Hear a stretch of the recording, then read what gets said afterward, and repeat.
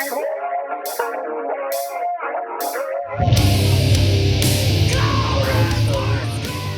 we go for chapter 3, which is called Armoire at Sea.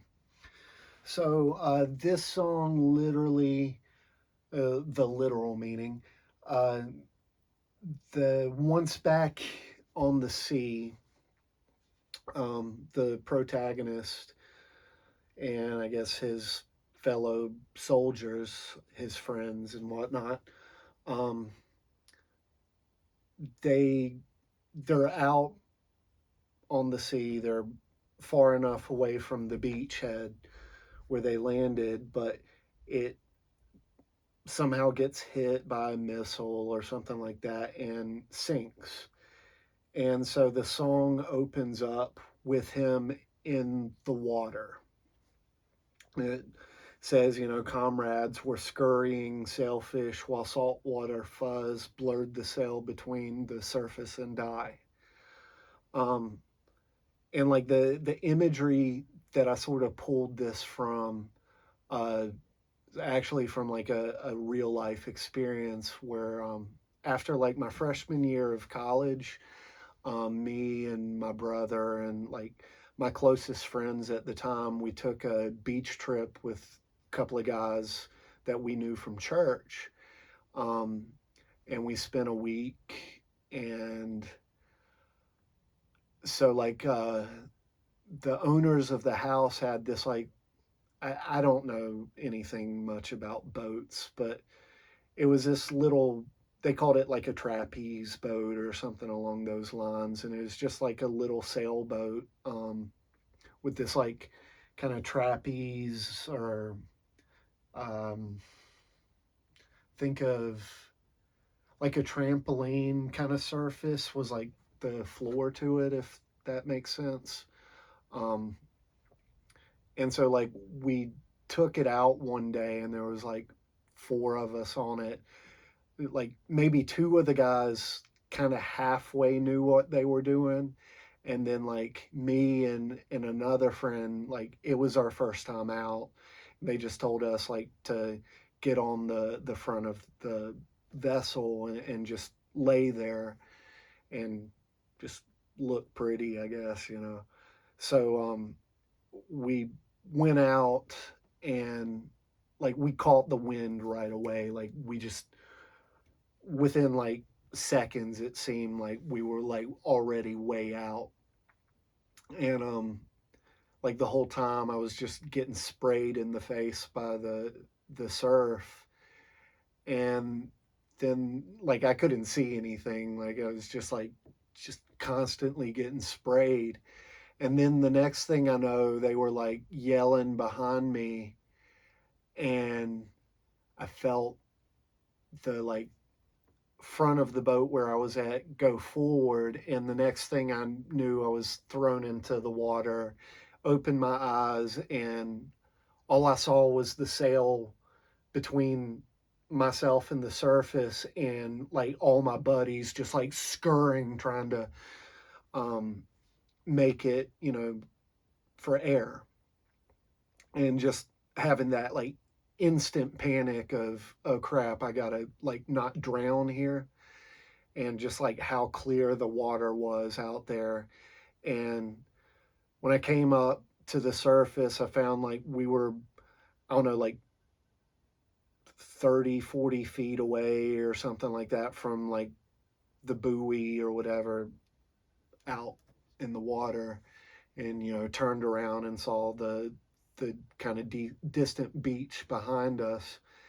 And what happened was like my friends couldn't, you know, they couldn't steer the thing. They couldn't figure it out, and they were trying to turn the thing around, but nothing was working. So like, luckily we got the boat back upside, and we turned it around and just pointed it back towards where we came from, and made it back pretty much to the exact same place from where we started by some like miracle.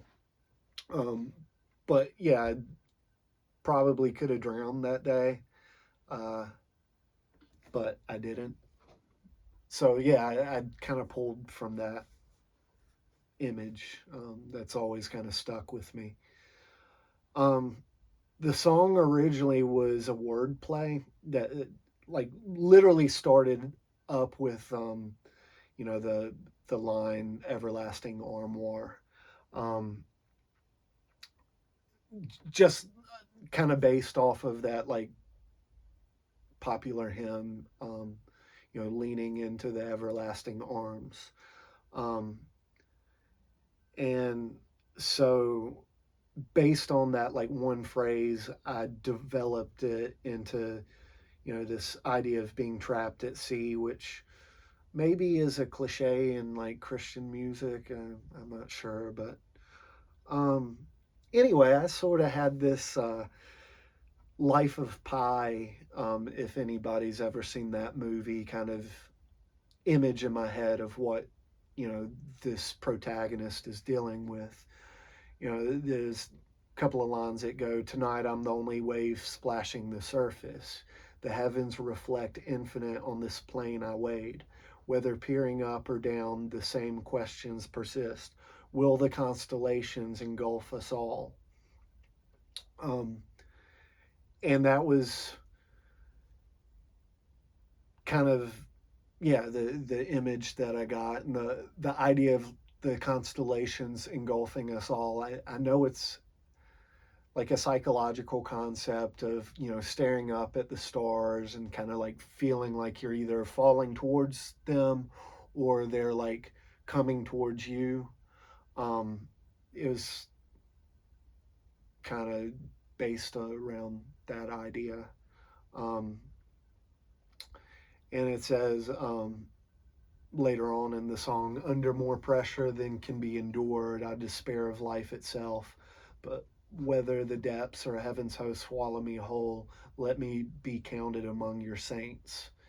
And that uh, sentence or two, few lines, um, obviously a Pauline reference in there of, you know, despairing of life itself and being under more pressure that can than can be endured.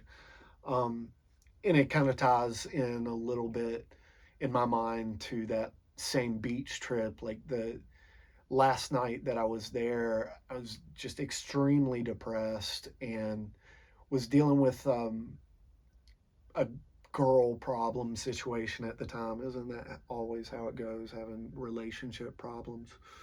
Uh, but you know, it was a big stumbling block for me at the time, and I remember laying in bed that night just tossing and turning and debating, you know, for like the first time in my entire life of like, should I just like abandon faith? Should I abandon ship?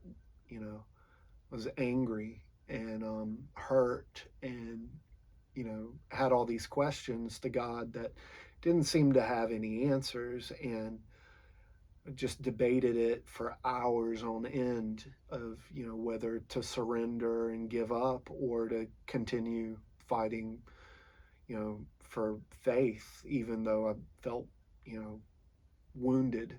And you know, I decided to keep going. But like honestly, for like a few years in college, like I was just pissed off at pretty much everything, but just did my best to kind of make fun of everything too, and just hide behind a armor of humor and stuff like that.